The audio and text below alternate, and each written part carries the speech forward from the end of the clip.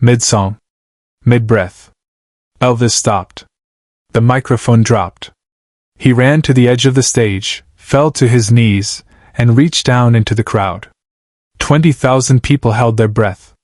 Nobody understood why. Then they saw the child. The year was 1975. The International Hotel in Las Vegas.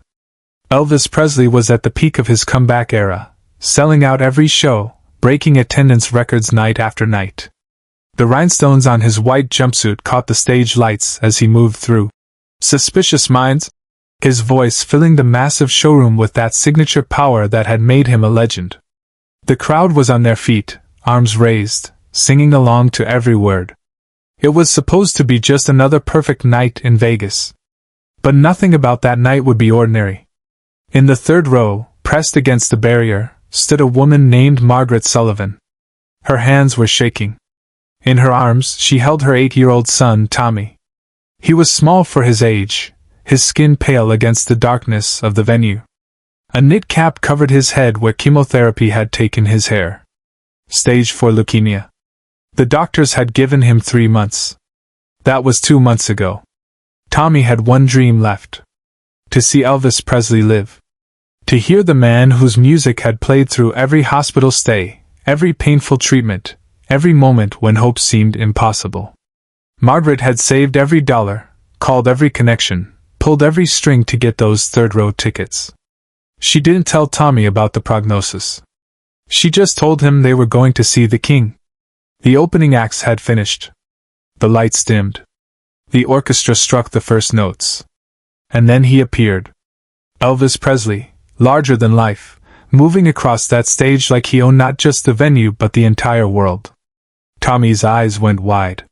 For the first time in weeks, Margaret saw her son smile. Elvis moved through his set with that effortless charisma that had captivated generations. "That's all right, don't be cruel." Each song building the energy higher. The crowd swayed, screamed, reached out hoping to touch the legend. Elvis worked the stage, moving from side to side, making eye contact, pointing to fans, creating those moments of connection that made each person in that massive room feel like he was singing just for them. But then something shifted. Halfway through. Suspicious minds? Elvis's eyes locked on something in the third row. His voice faltered for just a fraction of a second. The band kept playing, the backup singers kept harmonizing, but Elvis had stopped singing. He was staring at Tommy. At the small boy in the knit cap, barely visible above the crowd, his tiny arms raised toward the stage. Elvis finished the line he was singing. Then he stopped. Completely stopped. The music continued for 3 more beats before the band realized something was wrong. The conductor turned, confused. The backup singers exchanged glances. 20,000 people went silent. Because Elvis Presley, mid-performance, mid-song, had just walked away from the microphone. He moved to the edge of the stage. Security stepped forward, uncertain. The audience held its collective breath. Nobody moved. Nobody spoke. Elvis knelt down at the edge of the platform, his white jumpsuit pooling around him, and reached his hand down toward the barrier. Subscribe now, because what happens next changed not just that night, but everyone who witnessed it. Tommy's mother, Margaret, stood frozen. Elvis Presley was reaching toward them. Not toward the glamorous woman in the front row. Not toward the screaming teenagers or the high rollers in the VIP section. Toward her son. Toward Tommy. "Let him through," Elvis said to security. His voice, usually so commanding on stage, was soft. Almost breaking. "Let the boy through." Security parted the barrier. Margaret lifted Tommy over the railing. Her hands were shaking so badly she almost dropped him. Elvis reached down, and with a gentleness that contradicted his legendary status, lifted the 8-year-old boy onto the stage. The audience gasped. Cameras flashed. But Elvis didn't care about the spectacle. He sat down right there, cross-legged on the stage floor, and placed Tommy in front of him. The boy looked tiny next to the man who seemed to fill the entire space with his presence. "What's your name, son?" Elvis asked, his voice caught by the microphone lying near them. "Tommy," the boy whispered, barely audible. Tommy, Elvis repeated, like he was committing it to memory. You came to see me tonight? The boy nodded. His knit cap had slipped slightly, revealing the baldness underneath. Elvis gently adjusted it, his massive ring-covered hand so careful with the small child. You know something, Tommy? Elvis said, loud enough now for the front rows to hear. I heard you singing along out there. You've got a good voice, son. Tommy smiled. That smile broke something in the room. Margaret, still standing at the barrier, brought her hand to her mouth. Tears were streaming down her face. Elvis turned to his band. Charlie, he called to his piano player. You know Can't Help Falling in Love? Of course, boss. Slow it down. Real slow. The piano started. Those familiar opening notes that had closed thousands of Elvis's shows. But this time, something was different. Elvis stayed on the floor, sitting with Tommy, one arm wrapped around the small boy's shoulders. But what nobody in that arena expected was what Elvis did next. The moment that would be talked about for the next 50 years. Elvis began to sing. But he wasn't singing to the audience. He was singing directly to Tommy, their faces inches apart. Wise men say, only fools rush in. His voice, that instrument that had sold over 1 billion records, was being used for an audience of one. Tommy was crying now. Small, quiet tears running down his cheeks. Elvis was crying too. The king of rock and roll, the man who had faced down Colonel Parker, Ed Sullivan, and the entire establishment, had tears streaming down his face as he sang to a dying child. The backup singers, professionals who had performed through everything, were openly sobbing as they harmonized. The orchestra played through their tears. And in the audience, 20,000 people were witnessing something that transcended entertainment. This wasn't a show anymore. This was something sacred. When Elvis reached the final line, I can't help falling in love with you. His voice cracked. He pulled Tommy close, the boy's small body shaking with sobs, and just held him. The music faded. The arena was silent except for the sound of thousands of people crying in the darkness. Elvis reached up to his neck and unclasped the gold chain he was wearing. It was a gift from his mother, Gladys, before she died. A small gold cross on a heavy chain.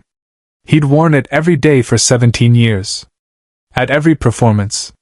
Through every triumph and tragedy. He placed it around Tommy's neck. The chain was far too large, hanging almost to the boy's waist. You keep this for me, okay, Tommy? Elvis whispered. You keep it safe. Tommy nodded, his small fingers clutching the cross. Elvis stood, lifting Tommy with him. He carried the boy to the front of the stage, holding him up so the entire arena could see. This is Tommy, Elvis announced, his voice echoing through the sound system. And tonight, we're all going to sing for Tommy. Every single person in this room. He brought the microphone close.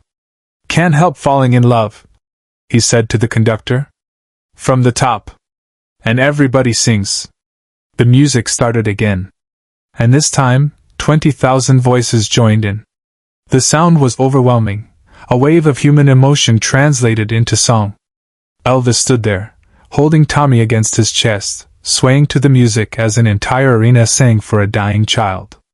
Margaret had collapsed at the barrier, overwhelmed. Hotel staff had to support her. But through her tears she was smiling. Because for these few minutes, her son wasn't sick. He wasn't dying. He was being held by his hero while thousands of people sang for him. When the song ended, Elvis didn't let go.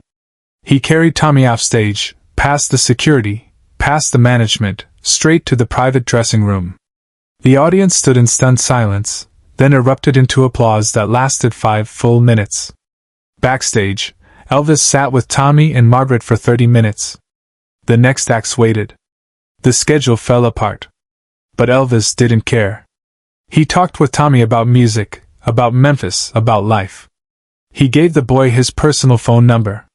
You call me anytime, he said. Day or night. Anytime you want to talk. He called over one of his assistants. Get Tommy every album I've ever made. And the new one before it comes out. He signed each one personally, writing long messages in his distinctive handwriting. Before they left, Elvis knelt down one more time to Tommy's level. He placed both hands on the boy's small shoulders. "You're stronger than you know, son," he said. "You keep fighting. You keep that cross close. And you remember tonight. You remember that you're loved. Not just by me, but by everybody who sang for you tonight." Tommy nodded, unable to speak, his small hand clutching the gold cross. Share this story if you believe in moments that transcend fame and fortune. Subscribe to keep these memories alive. The show resumed 20 minutes later. Elvis came back on stage, but something had changed. His voice was rough, raw with emotion. He sang differently that night. Every song felt personal, intimate, like he was singing for Tommy in that hospital bed, for Margaret holding her son, for everyone who had ever faced something impossible. At the end of the show, he didn't take his usual bows. He just stood there, hand over his heart, looking at the third row where Tommy and Margaret had been standing hours earlier. Tommy Sullivan passed away 6 weeks later. He was buried wearing Elvis's gold cross. At the funeral, Margaret opened the casket one last time and tucked in something else. Every single album Elvis had sent, each one signed with love. When Elvis heard the news, he canceled 3 shows. His management was furious. But Elvis locked himself in Graceland and didn't emerge for 4 days. When he finally did, he wrote a song. He never recorded it, never performed it publicly. But the handwritten lyrics were found after his death in 1977. The title, Tommy's Song. The incident changed Elvis. His bodyguards noticed it immediately. Before every show after that night, he would scan the crowd differently. Looking for the sick, the struggling, the forgotten. He started bringing children on stage regularly, giving away jewelry, stopping mid-song to connect with fans who needed it most. His accountant estimated that Elvis gave away over $2 million in jewelry and gifts in the 2 years following that night. Colonel Parker was livid. But Elvis didn't care about the money. "What's the point?" he told one of his Memphis Mafia. "Of having all this if you can't use it when it matters?" The gold cross he gave Tommy became legendary. After Tommy's death, Margaret kept it in a safe deposit box for years. In 1990, she donated it to a charity auction benefiting children's cancer research. It sold for $85,000. The buyer was anonymous, but rumors persist it was one of Elvis's former bodyguards, buying it back to protect the memory. The footage from that night exists. Grainy, shot from the audience on early video cameras. You can see it if you look. Elvis on his knees, the small boy in his arms, 20,000 people singing in the darkness. The audio quality is poor, distorted by tears and emotion. But you can hear it. That moment when everything stopped, when fame and fortune meant nothing, when the king of rock and roll became simply a man comforting a dying child. That's the Elvis most people never knew. Not the jumpsuits and the swagger and the Vegas excess. But the man who would stop the world spinning to sit with a child. The man who gave away his mother's last gift to comfort a stranger. The man who understood that being the king meant serving those who needed it most. Subscribe and share this story so Tommy Sullivan's memory lives on. So Elvis's humanity is remembered alongside his music. In 1977, 2 years after that night in Vegas, Elvis Presley died at Graceland. He was 42 years old. The world mourned the loss of a legend, a cultural icon, a voice that had defined generations. But Margaret Sullivan, watching the news coverage from her home in Ohio, mourned something different. She mourned the man who had given her son 6 more weeks of joy. Who had made a dying child feel like the most important person in the world. Who had worn his mother's cross for 17 years and given it away without hesitation when someone needed it more. At Elvis's funeral, among the thousands of flowers and tributes, there was one small arrangement that stood out. A simple bouquet of white roses with a card that read, "For the king who knelt. With eternal gratitude, the Sullivan family." That's the legacy they don't teach in music history. Not the #1 hits, or the sold-out shows. But the moment when fame bowed to humanity. when the king remembered what it meant to serve. Tommy's cross is still out there, somewhere. A small piece of gold carrying the weight of love, sacrifice, and the night 20,000 people learned what it truly means to be legendary.